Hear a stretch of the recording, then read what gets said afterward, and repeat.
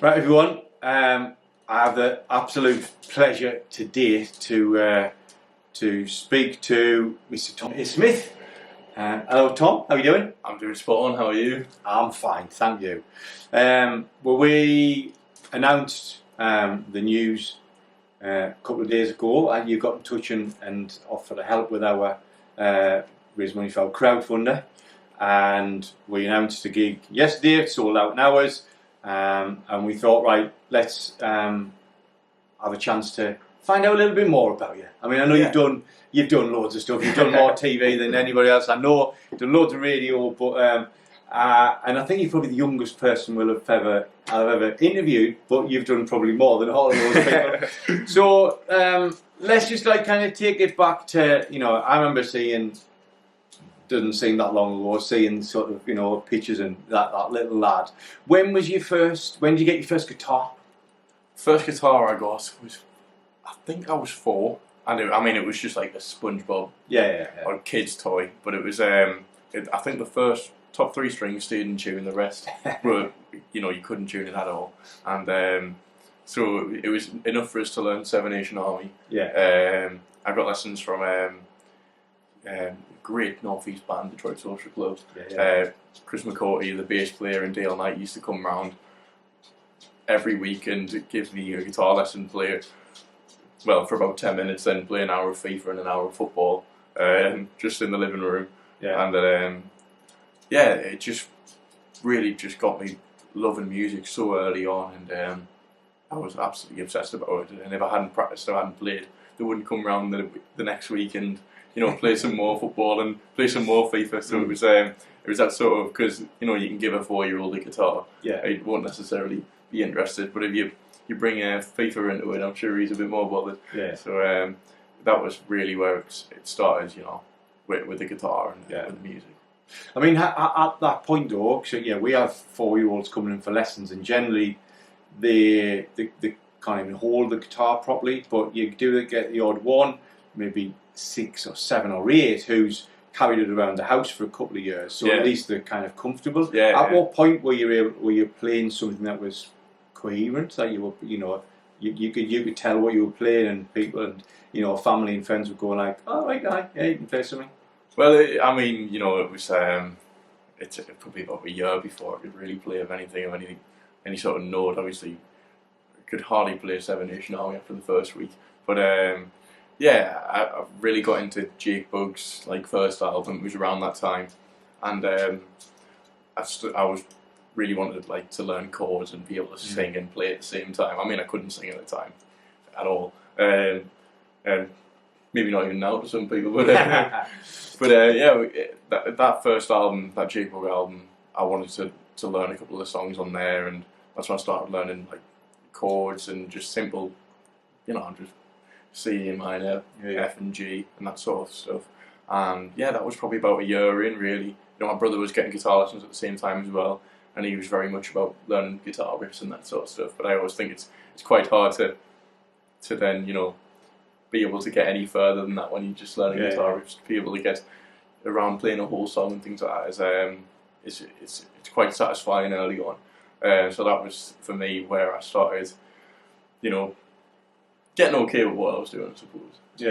So, other than your big bro, and you were you mixing with some established kind of local artists, was music in the family before then, in terms of playing music? No one could play music. My dad is the biggest fan you can get. He's, that was his whole life was music, and whenever we were in the house, he was playing records and he was playing songs, and or in the car, we had so many songs that was just the family songs and all that sort of stuff. You got us massively into No on the Whale and all that when we were young.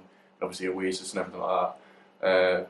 But it's always been such an integral part of the family, and a massive part of our day-to-day life was just listening to music. And I think he just was so keen and ready for us to be playing music early on, and the other two, Hannah, my little sister, is a great musician. She just started at Barry's course, which is amazing. My brother, didn't really stick out as much, but I just absolutely loved it and was obsessed with it. And yeah, since then I've not really thought of doing anything else with my life. Yeah. So what was the first gig you went to?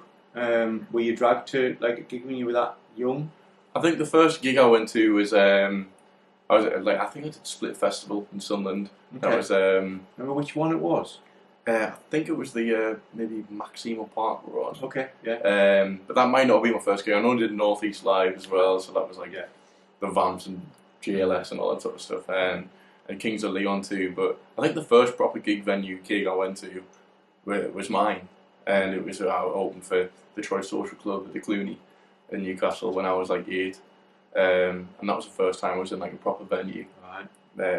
Because I was too young to win anyway. So that was your first performance? That was the first time I was on stage, yeah. I mean, and that obviously come about through the band. Yeah. And what obviously you'd been playing for 3 or 4 years, but like what was going through your mind then? You know, obviously it was probably a bit of a novelty, I guess, for people, but you wouldn't have been there if you couldn't have done it. What did you think of it at that age? I remember the whole set. I was only on for 15 minutes, but I remember hating every second of it. Honestly, I just wanted. My guitar teacher, Chris, was hiding under a keyboard at the side of the stage, like on the stage underneath it in case anything went wrong, or in case I had just some mental breakdowns you could take it off. But as soon as I came off, like the crowd was amazing. It was their comeback gig for charity, and it was. As soon as I came off, it was like, wow, that was actually incredible. That was amazing. What a feeling that was. And I mean, I was just playing Christmas, a couple of Christmas songs and a couple of their songs. Yeah. But it was just, hearing people sing along and, being in front of a crowd and feeling appreciated like that was, it's quite contagious. It's quite of course, it's and. Yeah, I was just after that. It was just. So did the bug? Did it get you? Were you like kind of want more of it, or considering how you felt beforehand? Instantly. I was doing pub gigs, and I was doing just like busking nights and all that sort of stuff. I remember one place. I think it was Longhorns or something like that. Right. I used to go every single Monday. I couldn't get a free pint or like that, but they give us a free pulled pork sandwich every time. Every time I played, so I kept going back there every week and playing. And it's just stuff like that, which just like from such an early age got me in front of playing a crowd, and got me in front of it's especially when you're on your own, it's really hard to manage and dictate a crowd, and but when you're playing the rowdy places, you can't, like pubs and things like that. It's all just experience and learning lessons. Yeah, and that you always say to people who are starting out that playing a buskers night or playing like your first gig is you get an immediate response. Yeah. If you die, on stage, it's you're going to be able to tell. Generally, people are quite forgiving at buskers nights, but you can see what they think of you, and it's going to surely encourage you. So it then got you to look to do more. What point did you catch attention to Tim Burgess? Because did you go? Was Kendall Calling your first festival? I think my first festival was Glastonbury. Was it? Which I played when I was 10. Yeah. Which that was just me showing up at a tent. Somebody had dropped out, and I showed them a couple of videos and was like, "Right, can I jump on and play?" Then I'm like, "I don't see why not." And then all of a sudden, this tent is like absolutely rammed through the back. I'm doing covers of Coco Mo by the Beach Boys and all that, and that was a load of fun. But with Tim Burgess, it was we did a cover. Me and my little sister of The Only One I Know, and put it on Twitter, and sent it to Tim Burge, and he saw it, and he shared it, and then I messaged him saying any chance of getting on Kendall Calling lineup. Then it was something along that lines, and I played his pretty iconic Tim Peaks Diner there, and we've always sort of like. For many years, we sort of whatever year or whatever stage he had at any festival, I was on the lineup, which was amazing. And again, at that age to get endorsed by someone of that level and legend status, really. It was really amazing, and I think it's all just things that, you know, sort of fuel the sort of really wanting to do it and believing you can do it. Because at that age, you know, you don't really know what you're going to go on and do in your life, but for me it was just always, this is just what I'm going to do. So Tim was probably the first in a long line of celebrity, well, people who had a crush on you, people with celebrity supporters, I guess. Obviously Elton, you know, and Nile Rodgers playing your tunes. There's a massive list. How did the Elton thing come along again? So it was when I released my second single, which was Dragonfly. Apple Music, he heard it through Apple Music and heard it through, because he runs a show on there called Rocket Hour, and he heard it and must have instantly taken a liking to it. Played on a show that day, and he was like, Tommy Smith, he's 17 years old, I think he's going to be a huge star. And then I remember we were on tour with Miles Kane, and it was a Wednesday and it was a day off on the tour, and we got an email through saying, oh, Elton John's invited you to Hyde Park. And I just read it as he'd invited us to come along and watch. I was like, oh, that's amazing, cool. And then my dad rang us and went, have you seen that email? I was like, yeah, Elton John's invited us to come along to Hyde Park. He was like, no, Tommy, he invited you to play. He wants you to play there. Which was just like, I remember just feeling absolutely buzzing. Couldn't wait to tell the band. And so then you were 17 at that point, yeah? Yeah, 17. And yeah, it was just really random. And then later on that day, he then got in touch with us directly again and asked if he could have a chat with me and FaceTime us and do a chat with us, which like at that age is just like absolutely wild. Someone like probably the biggest, or if not one of the biggest artists ever. Yeah, definitely solo artists. And again, and you know, got to chat with him and got to meet him, and genuinely he loves his new music, and he was a fan, which was really nice. And we talked about, he knew more about me than I did. He knew more about my songs and what I had coming up, which was amazing. And yeah, he's what a legend. Yeah. So the Nile Rodgers reference and the other art, you know, Morrissey kind of playing your cover. Did you, like, you know, were you at that point? I know, obviously being 17, you're being around COVID, wasn't it? Yeah. Where you know, things were tricky for everybody, but you and a lot of other artists were being quite innovative in kind of what they were doing. They were trying to get attention via the web and whatever they were doing. Did you, you know, were those kind of encounters, were they were obviously thought out? Had you, you know, did you have a list of kind of people that you wanted to cover, or was it just kind of on the day you'd go, you know, I'm going to do this and kind of see where it goes? Or you just thought, you know, was it just something you were doing for a bit of fun or what? Some of it was random, but I think some of it here and there was like, you know, a little bit thought out. We could see who, you know, were being quite engaging with people online at that time. And, you know, Tim Booth, for example, from James, he and, you know, all of their team have been so supportive of me over the last couple of years. But I did a cover of the full album Late during lockdown, and he shared it, and he, you know, got in touch about it. So then it was just a case of, you know, I can't go out and gig, so I'm just going to get as many people to be able to see it. Everyone was on, you know, just sat on social media all day, every day at that time, so I was just getting as many people as possible to see it. I was doing a lot of writing at the time, you know, and during lockdown I think I wrote about 200 plus songs and fully demoed them all. And I was just treating it, because that was like my year of my GCSE, so that was all out the window, that weren't happening.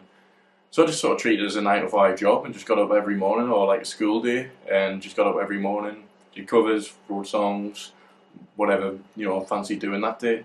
And I still sort of do that now, really, when I'm away, or when I'm not away, sorry. I'll just sit at home and write every day, and I think it's just a good way to keep your mind going. I think if you treat it like a full-time job, and you treat it like it's, something like that than it is. Yeah, so.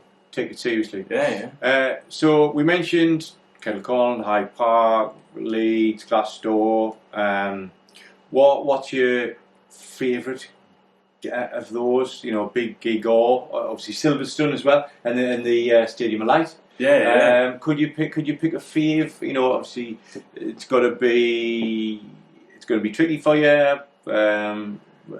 Thinking of the whole experience, which one was best for you? There's a couple that really stand out. Kendall Calling this year was absolutely incredible and such an amazing way to come back. I hadn't been back since before COVID, and I was on Calling Out stage, and I just saw this like flood of Newcastle and some of the Newcastle shirts just flying in, and so I just knew it was that it was. I sort of saw it as my merch that day, really, which was really nice, and then it was just thousands of people rammed in this tent 15 minutes before I was even on stage, and it was such a great set. Everyone knew all the words, and it was so much fun. So that one definitely stands out. Obviously doing 2 nights at the fire station at the end of last year was beautiful too, and a great way to end the year after we just did 31 dates in a row around the country. And the finish there was amazing. And the Grove in Newcastle this year as well, that was just like a proper sweatbox gig, which was just a load of fun, and it was again, everyone knew every word. Headlining Summer Streets this year was amazing too. To be part of something like that in Sunderland is always amazing. But yeah, there's so many to choose from, and I've been very fortunate to have so many amazing shows to do, and be able to do that in front of as many people as I have, and I just look forward to what's next. Class. So you said earlier on you're a bit of a veteran of press and media. I'm watching you on Sunday Brunch. I'm listening to you on Radio 1. You've managed to get a lot of attention. How do you cope with that? Is it now kind of water off duck's back? Is this something you realise got to happen? Do you like the attention, or do you hate it? It's not really an attention thing. I think I just sort of understand that's something you do with a job, and it's a load of fun. And it's a great opportunity to be able to go on Saturday and Sunday Brunch and do all of that. But there's still a lot of work left to do. I'm not like a big star or anything close to that, really. There's the rest of the country, and there's so much more music from me, and there's so much more to do, and I can sell maybe some 150 cap venues, 200 cap venues around the country, but there's bigger rooms than that, and there's much more to do, and much more to grow, and much more people to play in front of, and I just want to keep growing every day, and keep putting the work in, and keep getting in front of as many people as possible, because for me this is genuinely all I want to do, and the support that I've got over the last couple of years has been amazing, and to be able to do stuff like that and have opportunities like that is stunning. But there's more to do, and I'd like to go back on there and like to do a bit more of that. So just got to keep putting the work in and keep going on it. Very diplomatic, sound like a footballer's answer. So it really did kind of kick off in 2003. 2023. How many gigs did you do that year? And am I right in thinking you were nominated for an award for how many? Like for your live work? Well, I haven't heard of any awards, so I'd like to. All right, okay, maybe I'm wrong. But how many gigs did you do that year? I think it was about 170, something like that. Right. Especially, did it feel a slog, or did it feel kind of it just flew over. Especially that we did the last 2 months we toured with Hi-Fi. Which was about 20 dates. Yeah. And then we did 31 dates of my own. So that was 2 months of 50 shows, which was just so much fun, and it was amazing. Obviously the Hi-Fi tour, getting to play in these big O2 academies again, and open for such an iconic band, which was great fun. And then our tour as well was amazing, and it was received so well, and to do like Camden Assembly and things like that in London, and not being able to get in, and it was just like absolutely amazing. The Leeds show there was incredible. We sold I think every single city out on that tour, which was such a surprise and so amazing. And we had such a great time, and it did just fly over. It felt like a week, like we felt like 2 days, and then all of a sudden we were 3 weeks in, and it was. And then to finish at the fire station with 2 nights was absolute stuff of dreams. Yeah. So yeah, it all just sort of flew over, and it all just combined into one. Really, I used to be so good at like remembering every single day. I think like 22, and still go through every single day what we did the whole year. But last year was a little bit tougher for that. Not just being a quieter year this year, we still had some. I think the quality of the shows have been even higher, and you know, some of the shows we've got to do. You know, quite a few dates with James, which have been amazing. So yeah, we just keep plugging away and try and get on stage as much as we can, because it is just the most fun thing in the world. You've obviously got a great band, and you just get on really well. You can see how much that has, you know, the hard work's paid off. What's the plans? I know you were speaking the other day about potentially an album, loads of kind of different ideas. Yeah. What do you think's you know, we're not quite at the end of the year yet, but what's on for next year and beyond? I'm not sure really. Obviously, I'm going to be part of a film with Dave Stewart, which I'm really looking forward to doing. It should be great fun and something a little bit different. But yeah, it's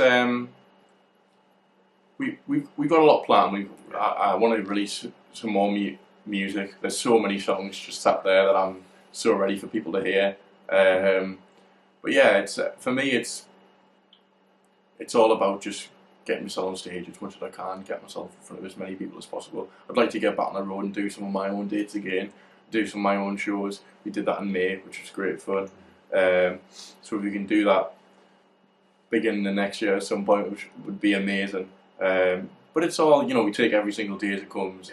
But there's so much more to do, and I'm just looking forward to it. Yeah, I mean, you know, it's amazing to think that you're still only 21 and but you've had, you know, what, like first gig was you were 7, you said? 7, 8, so like 14, 15 years is a long time.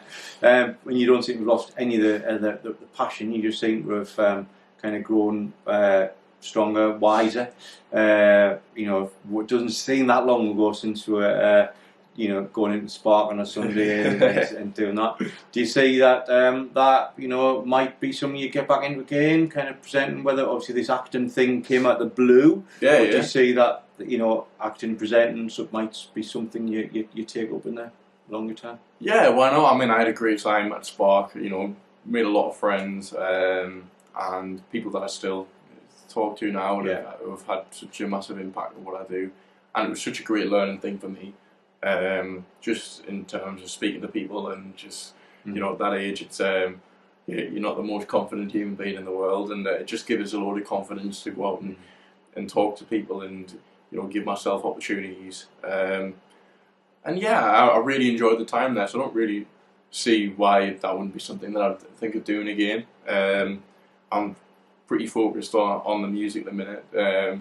Where I say that until the acting thing comes about, and then I might decide I'm now an actor. But I doubt it. I don't think I'll ever want to do anything other than the main thing being a musician and being a performer. But I think a lot of it all comes together, and you know, I just do what I enjoy doing. Anything that I don't like doing or don't want to do, I don't do.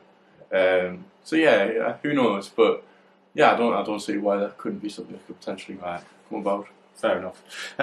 So it takes us back to a couple of weeks' time. You know, we're absolutely over the moon. You got in touch and said you'd love to help out with our crowdfunder. I think as we came in, you could see all the buckets around. That's time of year again. But for you to come and play our venue is huge for us. We really sort of appreciate it. You know, when you're selling out 2 nights at the fire station, come and play a little 45 capacity venue. Yeah. What went through your mind? You know, why did you offer your help? I think the thing for me is obviously this place is incredible as first and foremost. It's such a great space. You know, I've been doing music for as long as I know, and it's so important when you're young to get into it if that's what you want to do. And this is a great place for so many young musicians and young performers to rehearse, to record, or do whatever. And I think that's one thing.